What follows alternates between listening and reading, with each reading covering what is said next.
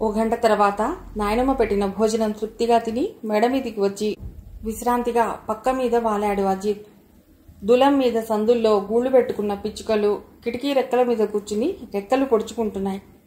వాటి శబ్దాలు అలౌకికమైన ఆనందాన్ని కలుగజేస్తున్నాయి. అఖిల రూపం తలుచుకుంటే ఆ శబ్దాలంత హాయి కలుగుతోంది. ఒక మెరుపులా మెరుస్తోంది అఖిల రూపం అతడి హృదయంలో. ఒకరోజు రాత్రి పక్క మీద విశ్రాంతిగా పడుకున్నప్పుడు మనస్సంతా అఖిల రూపమే నిండిపోగా రేపెలాగైనా అఖిలను చూడాలి అనుకున్నాడు. మరుసటి రోజు పనులన్నీ మధ్యాహ్నం వరకు ముగించుకుని విమెన్స్ కాలేజీ దగ్గరకు వచ్చాడు మేనమామ కారులో. గేటుకి కొంచెం దూరంలో కారు ఆపుకుని గేటు వైపు చూడసాగాడు. గంట నిరీక్షణ తర్వాత నీరజతో పాటు వస్తున్న అఖిల కనిపించింది. పలుకరించాలని మనస్సు ఎంత ఉబలాట పడినా పనిగట్టుకు చూడటానికి వచ్చాడని తెలిస్తే అఖిలకి దురభిప్రాయం ఏర్పడుతుందేమోనని భయపడ్డాడు. ఆ రోజు దర్శనంతోటే సరిపెట్టుకుని కార్ని వెనక్కి మళ్లించాడు. ఆ వారం 10 రోజుల్లో 3 సార్లు ఆమె దర్శనంతోటే సరిపెట్టుకున్నా ఆ రోజు మాత్రం ఆమెతో తప్పకుండా మాట్లాడాలని బయలుదేరాడు. మధ్యాహ్నం వరకు ఎండ బాగానే కాసినా తర్వాత సూర్యుడు మబ్బుల చాటుకు తప్పుకున్నాడు. గంట గడవక ముందే ఆకాశం నిండా నల్లటి మబ్బులు అలుముకుపోయాయి. తప్పమని వర్షం ఏ నిమిషంలోనైనా ప్రారంభమయ్యేట్టుగా ఉంది. కాలేజీ గేటు కవతల ఓ చెట్టు కింద నిలబడి ఉన్నారు అఖిల, నీరజ. చాలాసేపటి నుండి ఒక విషయం తీవ్రంగా చర్చిస్తున్నట్లుగా సీరియస్గా ఉన్నాయి వాళ్ళ మొహాలు. అఖిల, నీతో నాకు చాలా తలనొప్పిగా ఉంది. ఏదో ఒకటి డిసైడ్ చేయి. ఇవాళ మన కర్మకి తోడు వర్షం కూడా వచ్చేట్టుంది. నడిచేద్దాం. మన ఇల్లు కాలేజీ పక్కన ఉందనుకుంటున్నావా? మతిలేని మాటలు మాట్లాడొద్దు. రిక్షాలో ఎక్కడానికి భయమైతే ఆటోలో వెళదాం. చప్పున ఇంట్లో వెళ్ళి పడొచ్చు. ఆటో వాళ్ళని, టాక్సీ వాళ్ళని అస్సలు నమ్మకూడదు. వాళ్ళంటేనే నాకు చచ్చేంత భయం. ఇంత దూరమైనా నడుస్తా గానీ నేను ఆటో ఎక్కను బాబు. ఎంత పిరికిదాన్ని స్నేహితురాల్ని చేసుకున్నాను. తలబాదుకుంది నీరజ. నేను మాత్రం 10 అడుగులు కూడా నడవను. రిక్షాని పిలువు, పోదాం. నీ మొహం చూసి రిక్షా ఎక్కుతానంటున్నాను గాని లేకపోతే చస్తే ఎక్కేదాన్ని కాదు. బతికించావు తల్లి. ఏయ్ రిక్షా! ఏడికెళ్ళాలమ్మా? నీరజ చెప్పింది. 10 రూపాయలు ఇవ్వాలి. పదా? నోరు తెరిచింది నీరజ. రూపాయికొచ్చే రిక్షా 10 రూపాయలా? బస్సులు ఇవాళ స్ట్రైక్ కదమ్మా. ఇవాళ మాకు ఫుల్ గిరాకీ అన్నట్టుగానే ఆ రిక్షా కోసం చాలా మంది చూస్తున్నారు. 2 రూపాయలు ఇస్తాను, వస్తావా? రానమ్మా. వాడు మరో మాట లేకుండా కదిలాడు. మరో 2 స్టూడెంట్స్ ముందుకొచ్చి రిక్షా బేరం కుదుర్చుకుని ఎక్కి వెళ్ళిపోయారు. వచ్చిన 4-5 రిక్షాలు, ఆటోలు క్షణం వచ్చి మాయమైపోతున్నాయి. స్టూడెంట్స్ని, లెక్చరర్స్ని ఎక్కించుకుని. తల్లి అఖిలాండేశ్వరి, నీ మాటనే చెల్లేట్టుంది. ఇవాళ మనకు వాహనయోగం లేనట్టుంది. 5-6 నిమిషాలు గడిచాయి. 1-2 చినుకులు తప్పమన్నాయి. ఇహ ఇప్పుడు ఏ వాహనం వచ్చినా వెళ్ళిపోవలసిందే. ఎక్కనని మొరాయించావంటే నేనొక్కదాన్నే ఎక్కి నిన్ను వదిలిపోతాను. సమీపంలో ఉన్న షెడ్ దగ్గరికి పరిగెత్తేసరికే సగం తడిసిపోయారు. బస్సులు బంద్. రిక్షాలు, ఆటోలు కొండెక్కి కూర్చున్నాయి. వర్షం మనల్ని చుట్టుముట్టేస్తోంది. ఇప్పుడేమిటి దారి? రామా! నీరజ తలబట్టుకుంది నిస్సహాయంగా. పక్కన ఆగిన కారులోంచి అజిత్ తల బయటకు పెట్టి, వస్తారా, లిఫ్ట్ ఇస్తాను అన్నాడు. పుస్తకాలు, తల తడిసిపోకుండా కొంగు సర్దుకుంటున్న నీరజ, ఎలా కనిపిస్తున్నాన్రా అని చప్పున నాలిక కరుచుకుంది. తల బయటికి పెట్టిన శాల్తీ రోడ్ సైడ్ రోమియో కాదు, పరిచితుడైన యువకుడేనని గుర్తించేసరికి ముంచుకు వచ్చిన కొండంత ఆపద తేలిపోయినట్టుగా మొహం తేటపడింది. సారీ, మీరనుకోలేదు. క్షమాపణలు తర్వాత ముందు కారెక్కండి, తడిసిపోతున్నారు. అజిత్ కార్ డోర్ తెరిచాడు. రాయిలాగా నిలబడిన అఖిల, నువ్వెళ్ళు, నేను రాను అంది. కారెక్కబోతున్న నీరజ ఆశ్చర్యంగా వెనక్కి తిరిగింది. నువ్వు రావా? ఈ వర్షంలో చస్తావా? కోపంగా అడిగింది. రాను. ఎందుకు? నా ఇష్టం, నేను రాను. మరోవైపు చూడసాగింది అఖిల. నిన్ను విడిచిపెట్టి నేను ఒక్కదాన్ని ఎలా వెళ్ళను? నీతో పాటు ఉండిపోయి ఈ వర్షంలో ఎలా చావను?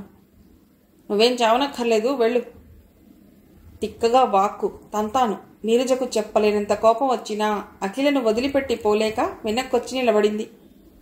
కారు కొంచెం వెనక్కి పోనిచ్చి అఖిల దగ్గరగా వచ్చాడు అజిత్. మీరు నా కారు ఎందుకు ఎక్కనంటున్నారు? అపరిచితుల నుండి సహాయం అందుకోవటం నాకు ఇష్టం ఉండదు. అపరిచితుడినా? ఒకరోజు మీ ఇంటికి అతిథిగా వచ్చాను, ఒకరోజు మీ ఇంట్లో ఉన్నాను. అది పరిచయం కాదు నా దృష్టిలో. మీ త్రిపురత్తకి అన్యాయం చేసిన వాడి కొడుకునని మీకు కోపంగా ఉన్నట్టుంది, అవునా? అంత తరచి అడగటం దేనికి? నాకు ఇష్టం లేదంతే. మీరు వెళ్ళండి అజిత్ బాబు, ఇవాళ మా మొహంలో ఏం రాసిపెట్టిందో అదే జరుగుతుంది అంది నీరజ అఖిలని మింగేసేలా చూస్తూ. అజిత్ ఏదో అనబోయి మానేసి కార్ స్టార్ట్ చేశాడు. అఖిల, నీ కాళ్ళు పట్టుకుంటానే, ఈ వర్షం గజగజ వణికిస్తోంది, పైగా రాత్రైపోతోంది. కాలేజీ వాళ్ళంతా వెళ్ళిపోయారు. ఈ పరిస్థితుల్లో మనల్ని ఏ అల్లరి వెధవలైనా చూశారనుకో, రేపు ఉదయానికి మన శవాలు హుసేన్ సాగర్లో తేలవలసిందే. చిన్న గొంతుకతో ప్రాధేయపడింది నీరజ. ఎక్కు, నీకోసం వస్తున్నా కానీ, లేకపోతే చస్తే ఎక్కేదాన్ని కాదు. కొంచెం కదిలి ముందుకు వెళ్లిన కార్ దగ్గరికి పరిగెత్తింది నీరజ. ఆగండి అజిత్ బాబు, మేము వస్తున్నాం, మా రాక్షసి కరుణించింది. కార్ ఆపి డోర్ తెరిచాడు అజిత్. ముందు నీరజ, తర్వాత అఖిల ఎక్కారు. నీరజ డోర్ వేసింది, కార్ కదిలింది. నీరజ తమ ఇంటి అడ్రస్ చెప్పింది. నాకిక్కడ రోడ్లు వీధులు కొత్త, ఈ వర్షంలో సురక్షితంగా మీ ఇంటికి చేర్చలేనేమో. మీరు పర్మిషన్ ఇస్తే మా ఇంటికి తీసుకెడతాను. ఇంట్లో మా నాయనమ్మ, వంటవాడు తప్ప ఇంకెవ్వరూ లేరు. ఉదయమే మీ ఇంటి దగ్గర వదిలేస్తాను. వద్దు వద్దు, మన ఇంటికే తీసుకెళ్ళమన్నీరు. ఇక్కడ రోడ్లు కొత్త అంటున్నారు కదా, పాపం ఆయన ఇబ్బంది పెట్టడం ఏం ధర్మం? ఈ రాత్రి మీరు మా ఇంట్లో ఉండిపోవటం వల్ల మీకు ఏ ఆపద రానివ్వనని హామీ ఇస్తున్నాను. అఖిల నిష్కారణంగా చేస్తున్న అవమానానికి ఎర్రబారిన మొహంతో గంభీరంగా అన్నాడు అజిత్. ఇక ఎవరే మాట్లాడలేదు. వర్షం మూలంగా 5:30కే చీకటి పడిపోయినట్లుగా అయింది. కారు ఇంటి ముందు ఆగేసరికి ఇంట్లో దీపాలు వెలుగుతూ కనిపించాయి. వాళ్ళని వరండాలో నిలబెట్టి అజిత్ లోపలికి వెళ్ళాడు. నాయనమ్మా, ఓ నాయనమ్మా. ఏమిటి అంటూ యశోదమ్మ గదిలోంచి బయటికొచ్చింది. మనవడి వెంట ఆవిడ బయటికొచ్చింది. తడిసిన చీరల్లో పుస్తకాలు పట్టుకుని ముడుచుకున్న మొగ్గల్లా నిలబడ్డ అమ్మాయిల్ని ఆవిడ అయోమయంగా చూసింది. ఎవర్రా? పోల్చుకోవటానికి ప్రయత్నించి విఫలమైనట్టుగా అంది. ఆ అమ్మాయిని చూడు, నీకెవరైనా జ్ఞాపకం వస్తారేమో.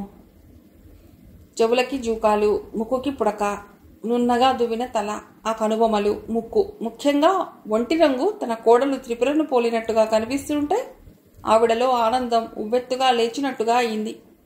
మళ్ళీ అంతలోనే అవునో కాదో అన్న సందేహం. ఎవరూ జ్ఞాపకం రావటం లేదా? త్రిపుర, 25 తర్వాత కూడా నీ కోడలు 20 ఏళ్ల పిల్లలా ఎలా ఉంటుందనుకుంటున్నావు నాయనమ్మా? ఈ అమ్మాయి త్రిపుర పిన్ని మేనకోడలు, పేరు అఖిలాండేశ్వరి. ఇక్కడే విమెన్స్ కాలేజీలో చదువుతుందని చెప్పానే, ఆమె. ఇక ఈ అమ్మాయి. నీ పరిచయాలు బంగారం గాను. తడిసిన బట్టల్లో ఆ పిల్లల్ని ఎంతసేపు నిలబెడతావురా? లోపలికి రండమ్మా, ముందు బట్టలు మార్చుకోండి. ఎన్నో నాళ్లకి పుట్టింటి బంధువును, అది తన మేనకోడల్ని చూసిన ఆనందం ఆవిడ ముఖంలో వెలుగుతుంటే వాళ్ళని పిలుచుకుని లోపలికెళ్ళింది. బీరువాలోంచి జరీ అంచు చీరలు తీసిచ్చి త్వరగా వాళ్ల చేత బట్టలు మార్పించింది. తల తుడవండి పిల్లలు, జలుబు పట్టుకోగలదు అని తువ్వాలిచ్చి వాళ్ళు తుడుచుకునేలోగా వేడివేడిగా కాఫీ తీసుకొచ్చింది. నేను తాగనండి, అఖిల అంది. టీ తీసుకుంటావా? ఆహా. కాఫీ టీలు ముట్టని పిల్లలున్నారా? యశోదమ్మ విడ్డూరంగా అంది. ఉంది, మా అఖిలాండేశ్వరి. ఇంకా ఈ కాలం పిల్లలకు ఉండవలసిన చాలా అలవాట్లు ఆమెకి లేవు. ఆచారాలందరూ నమ్మకంతోటే చేస్తున్నారా? మీరు చేశారని నేను చేశానని మరొకడు చేయటం తప్పితే మీ ముసలి వాళ్లకు కూడా లేని పట్టింపులు మా అఖిలకు అంది నీరజ. పెద్దవాళ్లు ఏ దారిని నడుస్తారో మనము ఆ దారిని నడవాలని నా ఉద్దేశం. అఖిల తనని సమర్థించుకుంటూ అంది. మంచిదే, అంతకంటే ఏమనలేనట్టుగా అంది యశోదమ్మ. ఆ రాత్రి ఆతిథ్య భారం నాయనమ్మకే వదిలి తన గదిలోకి వచ్చి కూర్చున్నాడు అజిత్. బయట వర్షం పూర్తిగా వెలిసింది. మబ్బులు ఎక్కడివక్కడ మాయమై వినీలాకాశంలో తారల థళథళల మధ్య త్రయోదశి చంద్రుడు అందంగా వెలుగుతున్నాడు. కానీ అజిత్ ముఖం మాత్రం మబ్బులు మూసినట్టుగా ఉంది. అఖిల ప్రవర్తనకు అతడి మనస్సు గాయపడింది. తమ ఇంటికి రావటానికి ఎందుకలా అభ్యంతర పెట్టింది? తనంటే వ్యక్తిగతమైన ద్వేషం ఏర్పడిందా? లేకపోతే తన మేనత్తకి జరిగిన అన్యాయానికి కినుక? ఏనాడో ఏదో జరిగి పెద్దవాళ్లు ముఖాలు చూసుకోకపోతే పిల్లలు కూడా దాన్ని వారసత్వంగా స్వీకరించాలా? అఖిల ప్రవర్తన ఇలా వికటంగా లేకపోతే ఆమె తమింటికి వచ్చిన ఈ రోజును ఎంత ఆనందంగా మలుచుకునేవాడు. మమ్మల్ని మా అమ్మగారికి అప్పగించి మీరు మీ గదిలో దూరి కూర్చున్నారా? ఈ అతిథి మర్యాదను మీరు అమెరికాలో నేర్చుకున్నారా? నీరజ అరమరికలు లేని దానిలా గదిలోకి వచ్చి సనువుగా నింద వేసింది. మీ అఖిలను చూస్తే నాకు భయం వేస్తోంది. అదేం పెద్ద పుల భయపడటానికి? తనకి నేనంటే ఎందుకు కోపం? మా ఇంటికి రావటానికి ఎందుకు ఇష్టం లేదు ఆమెకు? అతడి మాటల వల్ల అతడి మనసుకు తగిలిన గాయం స్పష్టంగా కనిపించినట్టుగా అయింది నీరజకు. మీరంటే ఎందుకు కోపం? కోపం మీ మీద కాదని నా అభిప్రాయం. 25 ఏళ్లుగా ఇంటికి పెద్దవాళ్ళ అనుమతి లేకుండా, వాళ్ళకి తెలియకుండా రావటం తనకి బాగా అనిపించలేదేమో. ముఖ్యంగా మీ నాన్నగారి వల్ల తన మేనత్తకి జరిగిన అన్యాయానికి మీ పట్ల కొంచెం నిరసన లాంటి భావం ఉంటే ఉండవచ్చు. అన్యోన్యంగా ఉండే 2 ఇళ్ల మధ్య, ముఖ్యంగా దగ్గరి బంధువుల మధ్య ఏ కారణం చేతో సంబంధాలు తెగిపోతే పిల్లలు సరిచేయటానికి ప్రయత్నించాలి గాని పెద్దవాళ్ల పంతాన్నే వారసత్వంగా స్వీకరించకూడదనుకుంటాను. అన్యాయం జరిగిన వాళ్ళు ఈ మాట అంటే బాగుంటుంది. ఎవరు ఎవరికి అన్యాయం చేయలేదు, ఎవరి దారి వాళ్ళు నడిచారంతే. పోతే నాన్న మళ్ళీ పెళ్లి చేసుకుని తన జీవితం శూన్యం కావటం నుంచి తప్పించుకున్నారు. పిన్ని కూడా ఆ పని చేస్తే ఆవిడకు అన్యాయం జరిగినట్టు కనిపించేది కాదనుకుంటాను.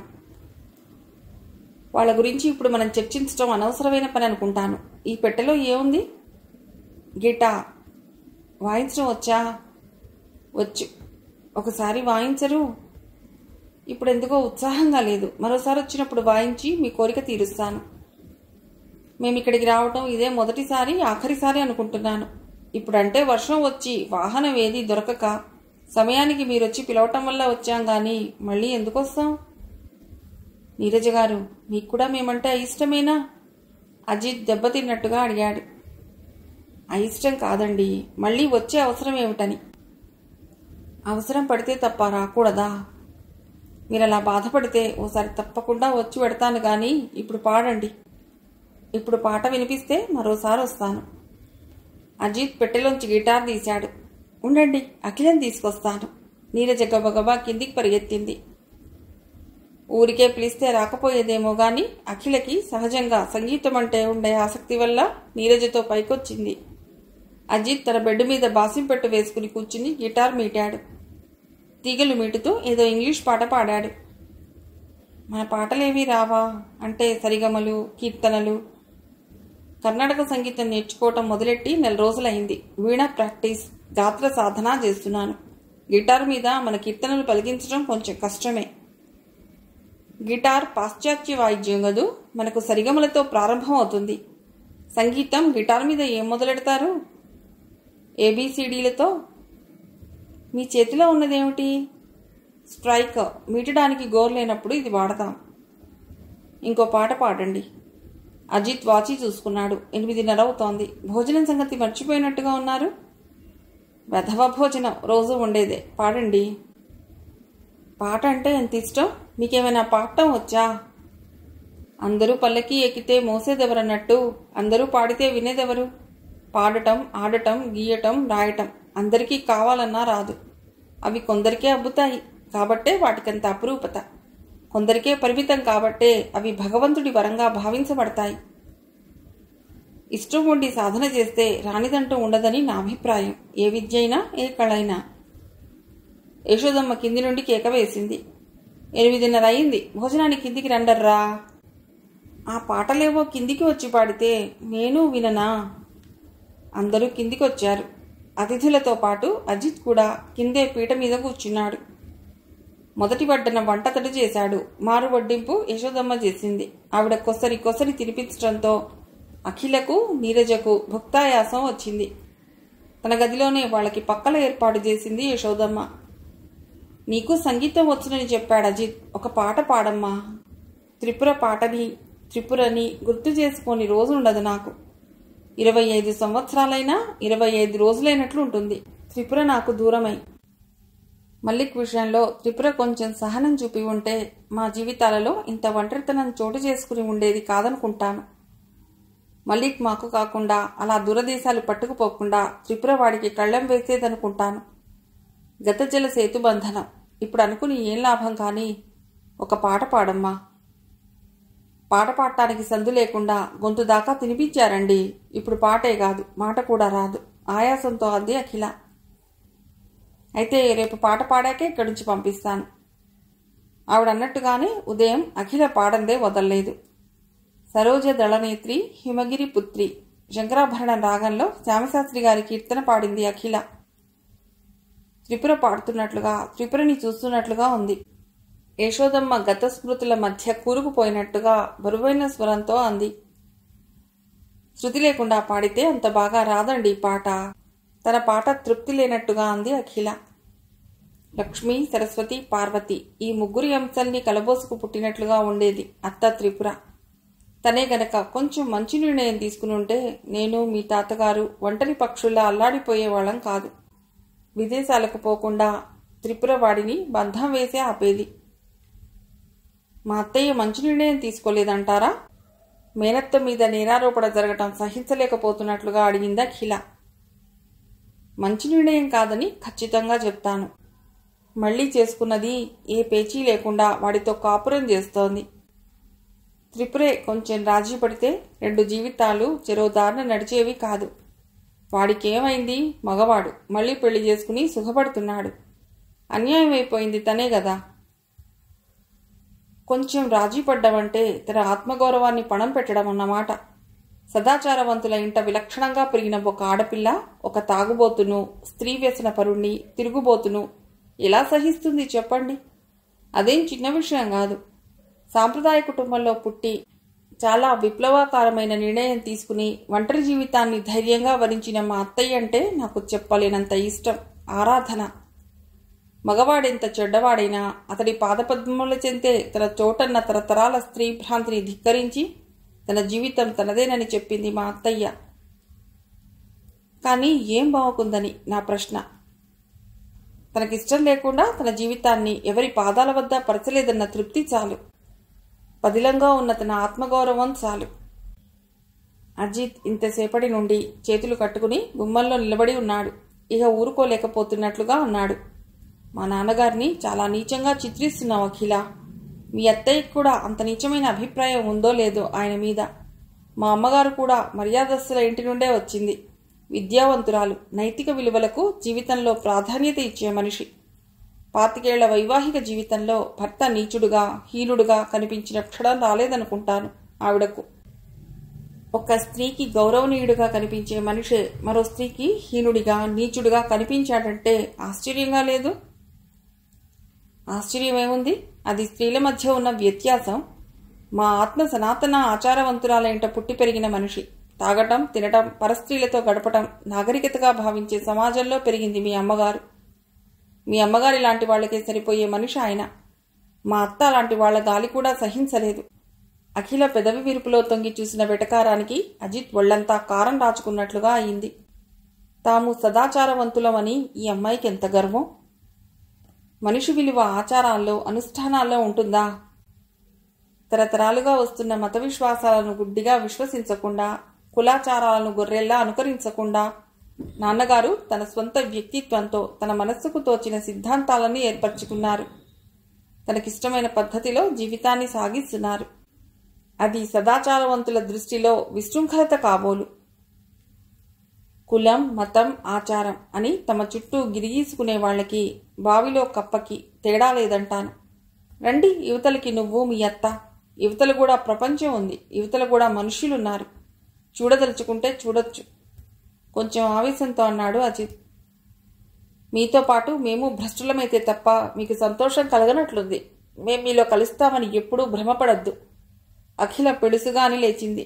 మీ ఆతిథ్యానికి కృతజ్ఞతలు మా అమ్మగారు. ఇక వెడతాం. అయితే ఫలహారం వద్దు కానీ భోజనమే చేసి వెళ్ళండమ్మా. మీరు ఏదో ఒకటి తినకుండా పరగడుపున మాత్రం వెళ్ళనివ్వను. ఈసారి అభ్యంతరం నీరజ నుండొచ్చింది. ఆదివారం ఉతుకోవచ్చని వారం రోజుల నుండి వదిలేశా. వెళ్ళి సర్దుకోవాలిప్పుడు. ఎంతసేపు సర్దుకుంటారమ్మా? భోజనం చేసి వెళ్ళాక సర్దుకోవచ్చు. మీరు మంచి పిల్లలు. ఈ ముసలిదాని కోరిక కాదనకండి. నీరజ అఖిల మొహంలోకి చూసింది. అఖిల అయిష్టంగా మొహం తిప్పుకుంది. మీరు బాధపడతారని, లేకపోతే చాలా పనుంది మామగారు.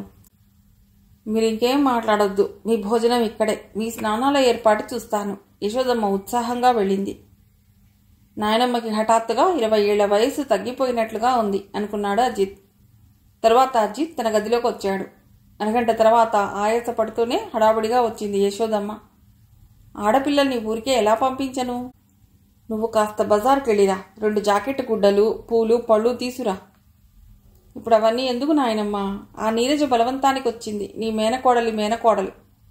వచ్చినప్పటి నుండి చూస్తున్నాక ఏదో పరమశత్రువు వెంట పాదం మోపినట్టుగా చిటపటలాడిపోతోంది. ఆ అమ్మాయిలో చదువుకున్న సంస్కారం ఎక్కడా కనిపించటం లేదు నాకు. ఏదో చిన్నపిల్ల, పోనీలేరా, ఆ పిల్ల ఎలా ఉంటే మనకేం గాని, ఆడపిల్లల్ని ఊరికే పంపించడానికి నా మనస్సు కుదరటం లేదు. నువ్వు తీసుకురానంటే కొంత డబ్బు చేతిలో పెట్టి జాకెట్ గుడ్డలు కొనుక్కోమని చెప్తాను. అజిత్ మారుమాట లేకుండా పర్సు జోబులో పెట్టుకుని బయలుదేరాడు. పక్కింటి ముత్తైదువును పిలిచి కుంకుమతో పాటు జాకెట్ గుడ్డలు ఇప్పిస్తుంటే అజిత్ తీసుకువచ్చినంత సులభంగా తీసుకోలేదు ఆ పిల్లలు. సందర్భం లేకుండా ఈ జాకెట్ గుడ్డలు ఎందుకు మామగారు? వద్దు, వర్షంలో నిలబడ్డ మమ్మల్ని మీ మనవడు దేవుడిలా రక్షించి తీసుకువచ్చాడు, చాలు. దానికే మేమెంతో కృతజ్ఞులమై ఉంటాము. అనుకోకుండా వచ్చి మిమ్మల్ని శ్రమ పెట్టిన దానికే మేమెంతో ఇదవుతున్నాం. మళ్ళీ మాకు ఈ బరువు పెట్టద్దు, మృదువుగా అభ్యంతర పెట్టింది నీరజ. శ్రమ పెట్టామని 4 సార్లు అంటామేటమ్మాయి? మీరు నా ఇంటికి రావటం లక్ష్మీ సరస్వతులు వచ్చినంత సంతోషంగా ఉంది. అఖిలను చూస్తుంటే మా త్రిపురని చూసినట్టుగా ఉంది. రక్త సంబంధాన్ని చూసి ఎన్నేళ్లయిందో డగ్గుత్తికతో అంది. జాకెట్ గుడ్డలు పట్టుకున్న ముత్తైదువా పెద్ద మనిషి, ఆమె మనసు ఎందుకు కష్టపెడతారు? లక్షణంగా కుంకుమ పెట్టిచ్చేది, ఏదైనా కాదనకూడదు. తీసుకోండి పిల్లలు అంది. మాకు చాలా పెద్ద బరువు పెడుతున్నారు, తీసుకోక తప్పదన్నట్లుగా అఖిల వంక చూసి తన చేతులు చాచింది. బరువు అనుకుంటే మరోసారి మా ఇంటికి వచ్చి భోంచేసి ఆ బరువు దింపుకెళ్ళండి, యశోదమ్మ సంతృప్తిగా అంది. బాబు, కారులో వాళ్ళని ఇంటి దగ్గర దింపిరా అని మనవడికి పురమాయించింది. మళ్ళీ ఈ మర్యాద కూడానా? మేం బస్సులో వెళ్ళిపోగలం.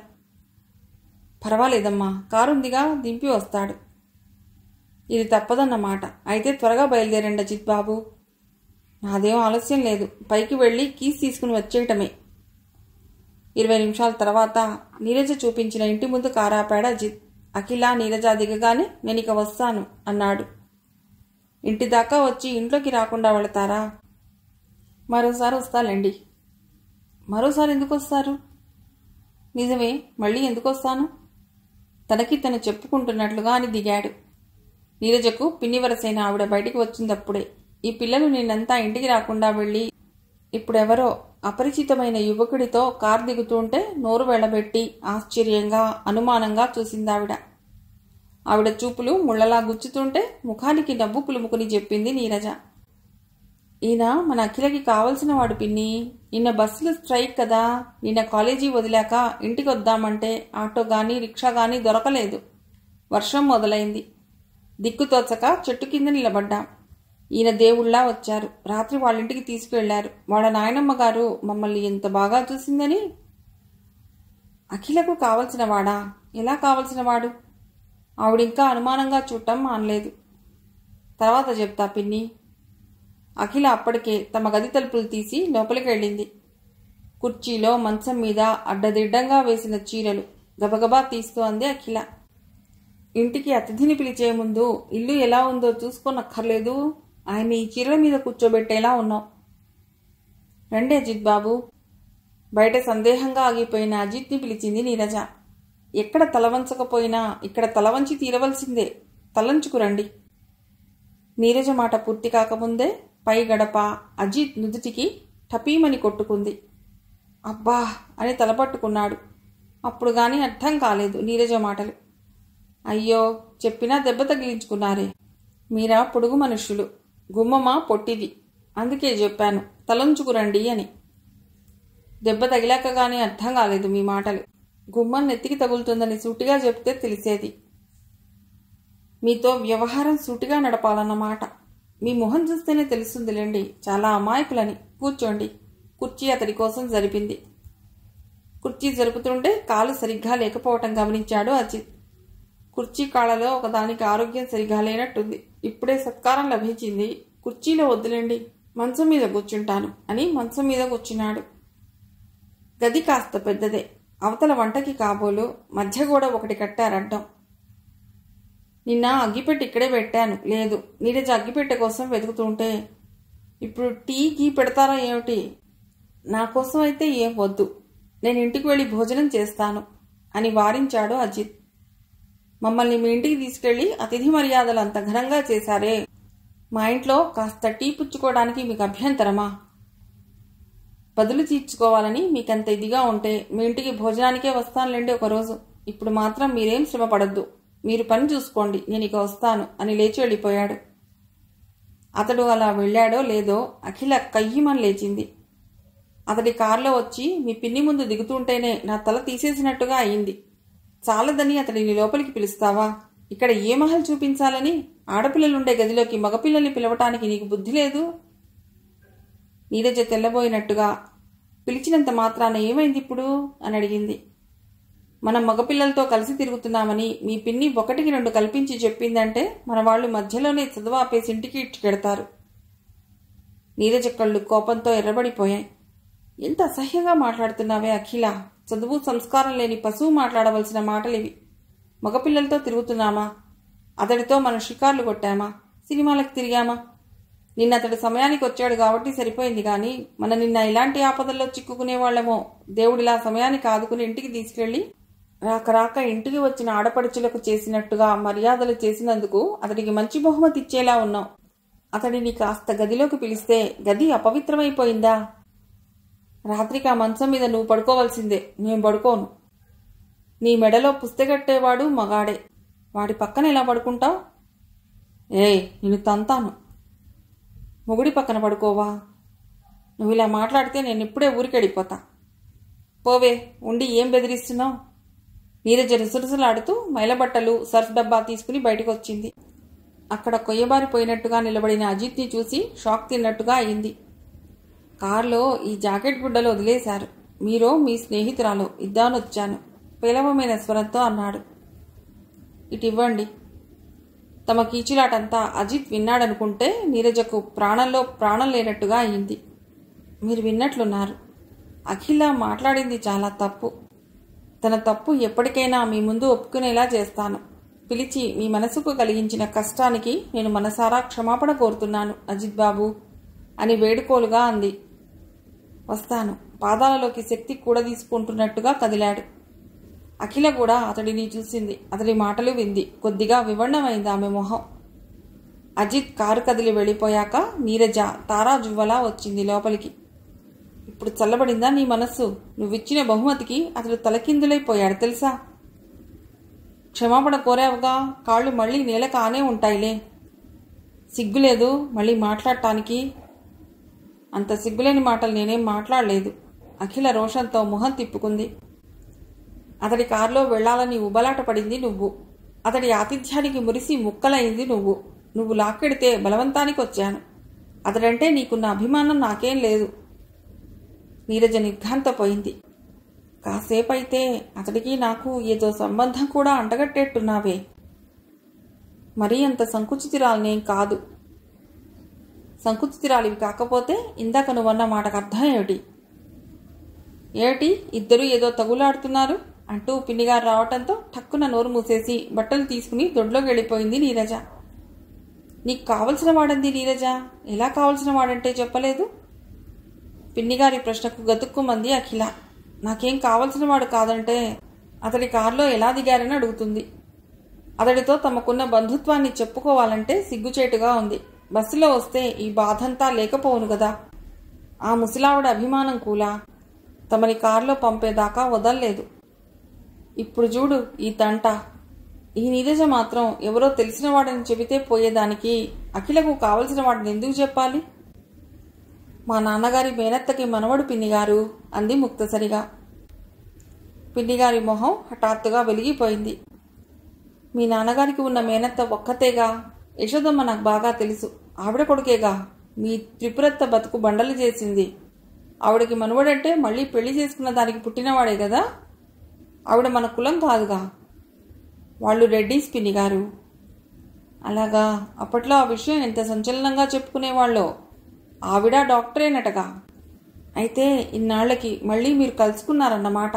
రాకపోకలు జరుగుతున్నాయన్నమాట. ఆవిడ మాటలు వింటుంటే అఖిలకి గొంతులో తడారిపోతోంది. అదేం లేదండి. నిన్న అనుకోకుండా కాలేజీ దగ్గర కనిపించి బలవంతాన ఇంటికి తీసుకెళ్లాడు. యశోదమ్మ బాగుందా? తిరగగలుగుతోందా? బాగానే తిరుగుతోంది. పిండిగారు మరికొన్ని వివరాలు అడిగి, ఏమిటో కాలాలు మారాయి. అప్పట్లో ఇలాగ కులం కాని వాళ్ళని కట్టుకుంటే మా ఇంటి వాళ్ళందరినీ వెలేసేవాళ్ళు. ఇప్పుడు ఆ పట్టింపులే లేవు. బ్రహ్మంగారు ఏనాడో కాలజ్ఞానంలో చెప్పినట్టుగా కులాలన్నీ కలిసిపోతాయి. కాకపోతే మీ వాళ్ళు నిప్పును కడిగే ఆచారవంతులా? ఇప్పుడు చూడు, బంధుత్వం ముందు అవేవి గొప్పవి కానట్టుగా మీరు ఒకటయ్యారు. ఆ అబ్బాయి ఏ కులం దానికి పుడితేనే? యశోదమ్మకి మనవడు, నీకు బావ వరస అవుతాడు. మీ అత్తని బావకే ఇచ్చారుగా. నిన్ను పిన్నిగారు పిడుగురాలినట్టుగా అరిచింది. మీరేదేదో ఊహిస్తున్నారు, ఏదేదో అనేస్తున్నారు. ఒక్కసారి ఆయన కారులో వచ్చి దిగగానే ఎన్నెన్ని కథలు అల్లుతున్నారు. ఇప్పుడు నేను అల్లిన కథ ఏమిటే పిల్ల? ముందుగానే కయ్యాళితనానికి దిగుతున్నావు. ఆ అబ్బాయి నీకు బావ వరుస అవుతాడని అన్నాను. అది తప్పు మాట. కులం కాని వాళ్లకు పుట్టినవాడు నాకు బావ అవుతాడా? మేమంత దిగజారిపోయి కనిపిస్తున్నామా పిన్నిగారు? బ్రాహ్మలు కాని వాళ్ల చేత నేను ఇప్పటికీ మంచీళ్లు కూడా తాగను తెలుసా? అంత ఆచారవంతులకి అలాంటి వాళ్లతో స్నేహాలేమిటో మరి. ఇదంతా మీ నీరజ తెచ్చిన తంటానే. ముందు దాన్ని బట్టుకు తన్నాలి. అఖిల కేకలు పెరట్లో వినిపించటంతో చేతులకి సర్ఫ్ నురగా అలా ఉండగానే గాబరాగా పరిగెత్తుకొచ్చింది నీరజ. ఏమైంది? ఏమిటా అరుపులు? అతడిని ఇంట్లోకి ఎందుకు పిలిచావంటే నన్ను కుసంస్కారిగా చిత్రించావు, పశువ్వి అన్నావు. ఇప్పుడు చూడు ఈవిడేమంటోందో. అతడు నాకు బావ అవుతాడట, కులాలన్నీ ఏకమైపోతాయట, బ్రహ్మంగారు కాలజ్ఞానంలో చెప్పినట్టుగా. అందులో తప్పే ఉందే? కులాలన్నీ ఏకం కావడం అన్నది మనిషి నాగరికతకు, అభ్యుదయానికి సూచన. మనిషికి మధ్య ఈ కులాల గోడలు పోవలసినవే. కులం వద్దు, మతం వద్దు అన్న నినాదాలు ఎవరు చేస్తారో తెలుసా? నీతి నియమం లేకుండా, తల్లి తండ్రి అక్క చెల్లి అన్న మమకారం లేకుండా విశృంఖలంగా బతకదలిచిన వాళ్ళు అరిచే అరుపులవి. నీలో ఈ విప్లవ ధోరణి ఇదివరలో లేదు. ఆ అబ్బాయిని చూశాకే ఈ ధోరణి తలెత్తిందంటే దానికి కారణం నాకొక్కటే స్ఫురిస్తోంది. ఏమిటే నీకు స్ఫురించింది? నీరజ కళ్ళెర చేసి అడిగింది. నానోడితో ఎందుకు చెప్పాలి? నిజం నిలకడ మీద తేలుతుంది. ఏమిటా తేలే నిజం? సగం సగం మాటలొద్దు. ఇదివరలో కులమతాలు పోవాలని ఎప్పుడూ అనలేదు. ఇప్పుడు అంటున్నావంటే అది అతడిని చూశాక అంటున్నావంటే అతడంటే నీకు ఆకర్షణ ఏర్పడింది. ఆ భావం ఈ విధంగా బయటికి వ్యక్తమవుతోంది. నీరజకు కోపం అవధులు దాటిపోయింది. అఖిల చెంప మీద చాచి పెట్టి వేసింది. జాగ్రత్త, ఇప్పుడంటే అన్నావు గాని ఇంకెప్పుడు అనొద్దు. అన్నావంటే చంపేస్తాను. ఒక ఆడపిల్ల మీద నువ్వు అనవసరంగా నింద వేసినందుకు సిగ్గుపడాలి. చదువుకుంటున్నావు గాని అన్నీ సంస్కారం లేని మాటలే. ఇప్పుడంటే నన్ను దబాయించావు గాని సత్యం ఎప్పటికీ దాగదు. మళ్ళీ ఆ మాట అంటే పొళ్ళు రాలుతాయి. బ్రాహ్మణ పిల్లలని నీకు చెప్పలేనంత గర్వం. మీ ఇంట్లో మడి ఆచారాలు, పూజలు, జపాలు చూసుకుని గొప్పగా ఫీల్ అవుతావు. యువతలి వాళ్ళు మనుషులే కాదు నీ కంటికి. ఆ రాత్రి నిజంగానే మంచం మీద పడుకుంటావా లేదా? లేకపోతే ఈ క్షణం నా సామాను పుస్తకాలు తీసుకెళ్లి పిన్ని ఇంట్లో పెట్టుకుంటాను. అడ్డమైన మగవాళ్ళని పిలిచి మంచం మీద కూర్చోబెడితే ఎవరు పడుకుంటారే? అడ్డమైన వాళ్ళని ఎంతమందిని పిలిచానే? నాకు ఎంతమంది మగవాళ్లతో స్నేహం ఉందని నీ ఉద్దేశం? మళ్ళీ యుద్ధం ప్రారంభించబోతున్నట్టుగా అడిగింది నీరజ. నాకు నిద్ర వస్తోంది, పోట్లాడే ఓపిక లేదు. కాస్త జరుగు మరి. గబగబా పక్క చుట్టుకుని మంచం దగ్గరికి వెళ్ళింది. అలారా దారికి. ఈ రోజు నుండి నేనెంత చెబితే అంత వినాలి నువ్వు, మనసులో అనుకుంది నీరజ. అఖిలకి చదువు మధ్యలో ఆగిపోతుందని భయపెడితే చాలు, తను చెప్పు చేతల్లో ఉంటుంది. తన ప్రోద్బలం చేతే చదివిస్తున్నారు. అఖిలని ఇక్కడ ఉంచి చదివిస్తున్నారంటే అది పూర్తిగా తన మీద విశ్వాసంతో, మంచి చెడ్డలు తను చూడగలనన్న భరోసాతో. తను కాస్త తప్పుకుందంటే అఖిలని ఒక్క క్షణం ఉంచరిక్కడ. పాలిపోయిన అజిత్ మొహం జ్ఞాపకం వస్తే అఖిలంటే చెప్పలేనంత కోపం వస్తోంది. చెళ్ళున చెంపలు వాయించి తప్పైపోయిందని ఒప్పించాలనిపిస్తోంది. అజిత్ ఈజీ చైర్లో వాలి పుస్తకం చదువుకుంటున్నాడు. సాధన గదిలోకి ఎప్పుడొచ్చిందో గమనించలేదు. శబ్దం కాకుండా దగ్గరికి వచ్చి అతడి కళ్ళ మీద చేతులుంచింది. అజిత్ ఆ చేతుల్ని తాకి చూశాడు. ఎడమ చెయ్యి మొండిగా, కుడి చెయ్యి వాచి పెట్టి ఉంది. సాధన. ఆహా, సాధనవే. చేతులు తీ, కళ్ళు నొప్పెడుతున్నాయి. సాధన చేతులు తీసి అతడి ముందుకొచ్చింది. ఏమిటంత పరధ్యానం? ఏం లేదు. నేను వారం రోజుల క్రితం ఓసారి ఇంటికొచ్చాను. నువ్వు లేవు. మీ డాడీ మొదటి భార్యని చూసేందుకు వెళ్ళావుటగా వాళ్ళ ఊరికి. ఏమిటి విశేషాలు? ఆవిడ బాగుందా? ఆవిడతో నీకేం పని వచ్చిందో? కేవలం చూడాలన్న కుతూహలం. వాళ్ళొట్టి ఛాందసులని విన్నాను. అదే మీ పెద్దమ్మ మడి మడి పూజలు పునస్కారాలు అంటూ ఉంటుందనుకుంటాను. వాళ్ళ ఆచారాలేవో వాళ్లకున్నాయి, మనం ఎందుకు హేళన చేయటం? అజిత్ నిర్లిప్తంగా అన్నాడు. మీ పెద్దమ్మ ఎలా ఉంటుందేమిటి? ఆమె నాకు తల్లి వరుస కాకపోతే పెళ్లాడేసేంత అందంగా. ఆవిడ అందం వర్ణించటానికి అంతకంటే మంచి మాట దొరకలేదా?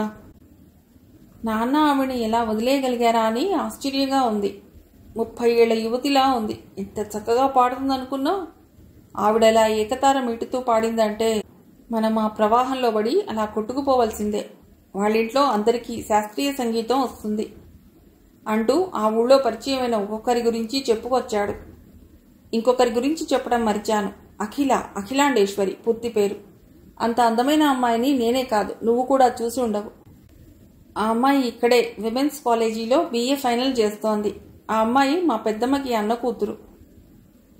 నేను విన్నదాన్ని బట్టి ఆ ఇంట్లో ఆడపిల్లల్ని కాలేజీలకు పంపించి చదివించడం ఆశ్చర్యంగా ఉంది. అనుకున్న పెళ్లి 3 రోజుల్లోకి వచ్చాక క్యాన్సిల్ అయిందిట. ఆ అమ్మాయి జాతకరీత్యా 3 ఏళ్ల వరకు పెళ్లి ప్రయత్నాలు అనుకూలించవని చెప్పారట. ఆ ఊళ్ళో కరణం గారి ప్రోద్బలంతో వాళ్ళ అమ్మాయితో కలిసి ఇక్కడ కాలేజీలో చదివిస్తున్నారు. ఈ ఊళ్ళోనే ఉంటే చూస్తానామెను. అంత అందగత్తెను చూడలేదని వర్ణిస్తున్నావు కదా, తప్పకుండా చూడాలి. ఏపాటి అందగత్తెను! ఎంత ఈర్ష్య! మరి నీ కాబోయే మ్యాచ్ తోటైనా మరో ఆడపిల్ల అందం పొగట్టం. సాధన బుంగమూతి పెట్టింది. నేను బాగుండనా? నువ్వు బాగుంటావు. నీకంటే బాగుంటుంది తను. నాకంటే తెలుపా? ఆహా, నీలాగా తెల్లటి తెలుపు కాదు. తేనె కలిపిన పాలు, గంధపు చెక్క అంటారే ఆ రంగు. మరి అందం తెల్లటి తెలుపులోనే ఉండదు అని చెప్పాలనిపించింది, కానీ చెప్పలేదు. ఉన్నది ఉన్నట్లు మాట్లాడటం మంచి విషయమే అయినా ఆడవాళ్ల ముందే ఆ పద్ధతి అంత మంచిది కాదు. ఆ గ్రహింపు అజిత్కు ఇప్పుడిప్పుడే వస్తోంది సాధనని చూస్తుంటే. కొంతమందికి కళ్ళు ముక్కు వేటికవి చూస్తే ఏ లోపమూ కనిపించదు. మొత్తం మీద చూస్తే ఏదో లోపం ఉన్నట్టుగా, బ్రహ్మ మలుస్తూ మలుస్తూ పరధ్యానంలో పడిపోయినట్టుగా అనిపిస్తుంది. సాధన ఆకోవకు చెందిందే. వేటికవి చూస్తే ఏ వంకా లేదు. చిత్రకారుడు గీసినట్టుగా, కవి వర్ణించినట్టుగా ఉంటుంది. కానీ మొత్తంగా చూస్తే ఏదో లోపం కనిపిస్తుంది. ఆనందంతో ఆమె సౌందర్యం ఆస్వాదిస్తున్న వాడికి హఠాత్తుగా ముల్లేదో గుచ్చినట్లుగా అవుతుంది. అఖిల సౌందర్యం అలా కాదు. నిరపాయంగా ఆస్వాదించవచ్చు. కళ్ళు ముక్కు వేటికవి చూస్తే ఎంత బాగుంటాయో, మొత్తం మీద చూస్తే అంతకు రెట్టింపు అందంగా ఉంటుంది. అందచందాల పట్టింపు అఖిలను చూశాకే ఏర్పడింది తనలో. అఖిలను చూడకముందు సాధన అందగత్తెగానే కనిపించింది. అందాల రాణి ఎన్నిక అఖిలనే చేస్తుంది తన మనస్సు. కానీ అందాల రాణి కిరీటం ఆమెకు అలంకరించడం ఎంతటి అసాధ్యమైన విషయం. ఒకసారి నువ్వే చూసి చెప్పు, నా అభిప్రాయం తప్పో రైటో. ఎలా చూడాలి? నేను చూపిస్తాను. నేను ఇప్పుడు ఎందుకు వచ్చానో తెలుసా? వచ్చే వారంలో తిరుపతి ప్రోగ్రాం పెట్టింది నాయనమ్మ. నువ్వు వస్తావేమో కనుక్కుందామని వచ్చాను. తప్పకుండా వస్తాను. 2 ఊళ్ళు తప్ప నేనేం చూడలేదు. ఇండియా మొత్తం వీలైనంతగా చుట్టాలని నా ఆకాంక్ష, ఉత్సాహంతో అన్నాడు. అదే రోజు మేనమామ ఫోన్ చేసి చెప్పాడు, నీకోసం మీ డాడీ ఆర్డర్ ఇచ్చిన కారు వచ్చేసిందోయ్, రేపు వెళ్ళి తెచ్చుకోవటమే. కాంట్రాక్టర్గా స్థిరపడాలని ఉందన్నావు కదా, నీకో మంచి పని అప్పగిస్తున్నాను. నాకు తెలిసిన ఒక ఆయన 5 అంతస్తుల బిల్డింగ్ హోటల్కి కట్టించాలనుకుంటున్నాడు. పని 1-1.5 సంవత్సరాల్లో పూర్తి కావాలనుకుంటున్నాడు. మరి నువ్వు కాంట్రాక్ట్ తీసుకుంటావా? నేను అక్కడికి వచ్చి మాట్లాడతాను మావయ్య, మంచి పని అయితే తీసుకుంటాను అన్నాడు అజిత్. నాయనమ్మ, ఇది మన ఇంటి ప్లాన్. నాన్న అమెరికా నుండి వచ్చేసరికి నర్సింగ్ హోమ్తో పాటు ఇల్లు కూడా అధునాతనంగా తయారైపోవాలని రాశాడు. 6 నెలల్లో పాత మేడ స్థానంలో కొత్త మేడ ఉంటుంది. చూడు బాగుందా? ఈ గేట్లోంచి ప్రవేశిద్దాం ఇంట్లోకి. ఇది కారు ఆగటానికి పోర్టికో, ఇది కారిడార్, ఇది... ఉత్సాహంగా మనవడు చెప్తుంటే యశోదమ్మ మొహంలో మాత్రం ఉత్సాహం వెరియలేదు. నిర్లిప్తంగా అంది, ఇది ఇలాగే ఉంటే నా ఇంట్లో నేనున్నాననే తృప్తితో కన్ను మూస్తాను. పునాదులతో సహా పెగిలించి కొత్తగా కడితే నాది అన్న భావమే పోయి ఎవరో పరాయింట ఉన్నట్టుగా అనిపిస్తుంది. ఈ కొద్ది రోజుల కోసం ఈ ఇంటిని ఇలాగే ఉంచండిరా. అజిత్ విస్మయంగా, కొత్తగా కట్టినంత మాత్రాన ఇది నీ ఇల్లు కాక పరాయి ఇల్లు ఎలా అవుతుంది నాయనమ్మా అని అడిగాడు. లక్షల డబ్బు గుమ్మరించి మీ నాన్న కట్టిస్తే మేడ అతడిది కాక నాదవుతుందా? అజిత్ మరింత విస్మయానికి లోనయ్యాడు. నాన్నే నీ కొడుకైనప్పుడు నాన్నదంతా నీది కాదా నాయనమ్మ? నా కొడుకు అన్న స్వతంత్రం కూడా మిగల్చలేదుగా మీ నాన్న మాకు. 15 ఏళ్ళు వచ్చే వరకు మా మాట ఏం విన్నాడో, మీసకట్టు ఇలా మొలిచిందో లేదో వాడిదంతా స్వతంత్ర వ్యక్తిత్వమే పోయింది. ఒక్కడే పిల్లాడు. 10వ తరగతి వరకు చదివించి ఇంటి పట్టునే మా కళ్ల ముందు ఉంచుకుని పొలాలని అప్పగించాలని అనుకున్నాం. మా ఆలోచనతో నిమిత్తం లేకుండా వాడి భవిష్యత్తుకు రూపం వాడే ఇచ్చుకున్నాడు. డాక్టరీ చదవడం తన జీవితాశయమని పట్టుబట్టాడు. వాడిని పై చదువులకు పంపించి ఒంటరిగా పల్లెలో మేము ఎలా ఉండగలమని ఇక్కడ మేడ కట్టుకుని మేము వాడితో వచ్చేశాం. డాక్టరీ చదివాడు. కొడుకు గొప్పవాడైతే గర్వించని తల్లిదండ్రులెవరు? మాకు గర్వించే అవకాశమే ఇవ్వలేదు వాడు. మేం చేసిన పిల్లను తనకు తగదని వదిలేసి మరో పిల్లని చేసుకుని ఈ దేశమే విడిచి వెళ్ళిపోయాడు. మీ నాన్నదంతా ఆధునికం. పాత సాంప్రదాయాలు, కట్టుబాట్లు, మతం మనిషిని సంకుచితపరుస్తాయనేవాడు. మనిషి ఎప్పుడూ ఒక దగ్గర ఆగిపోకూడదు, ముందుకు వెళ్ళిపోతూ ఉండాలి అనేవాడు. అలా వెళ్ళిపోతూ తల్లిదండ్రులను వాళ్ల ప్రేమను కూడా వదిలేసి ముందుకు వెళ్ళిపోయాడు. కానీ చిత్రంగా నీకు వాడి పోలికలు రాలేదు. రక్త సంబంధం పట్ల నీకొక ఆత్మీయ భావం ఉంది. ఈ వృద్ధాప్యపు చివరి క్షణాల్లో నువ్వే ఒక చిరుదివ్వెగా మిగిలావురా నాకు. నువ్వు దేవుడు ఉన్నాడని మొక్కుతావో లేదో గాని దేవుడు లేడని అహంకారివై వాదించగా చూడలేదు నేను. నీ దేశాన్ని డర్టీ కంట్రీ అని తిట్టుకోగా వినలేదు నేను. నాకిదే గొప్ప సంతోషంగా ఉంది. నేను కూడా గుడ్డిగా ఏది నమ్మను నాయనమ్మా. మన హిందుత్వాన్ని అర్థం చేసుకోవటానికి మన తత్వ గ్రంథాలు, పురాణాలు చదువుతున్నాను. భగవంతుడి ఉనికి పట్ల ఈ సంశయం, నాస్తికవాదం ఒక మన హిందువుల్లోనే చూస్తున్నాన్రా. క్రిస్టియన్ ఎంత చదువుకున్నా తన మతాన్ని విడిచిపెట్టడం లేదు, తన దేవుణ్ణి సంశయించటం లేదు. మహమ్మదీయుడు తన మతాన్ని విడిచిపెట్టడం లేదు, తన మతధర్మాలను అతిక్రమించటం లేదు. మతం మనిషి మౌఢ్యానికి చిహ్నంగా వాళ్ళెవరూ భావించటం లేదు.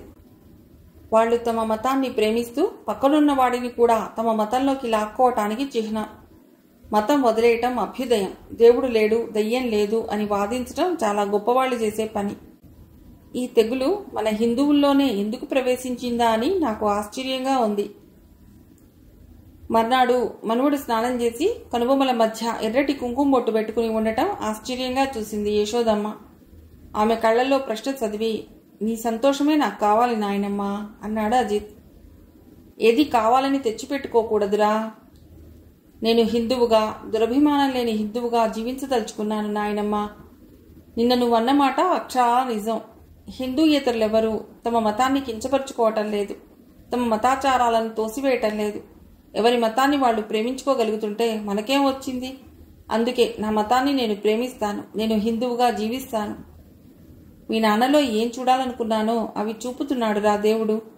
యశోదమ్మ ఆనందంతో మనవణ్ణి కౌగిలించుకుంది. కానీ హిందువుగా జీవించడానికి ప్రేరణ అఖిల అన్న విషయం ఆ వృద్ధురాలికి తెలియదు. మిగిలిన కథ తర్వాతి భాగంలో.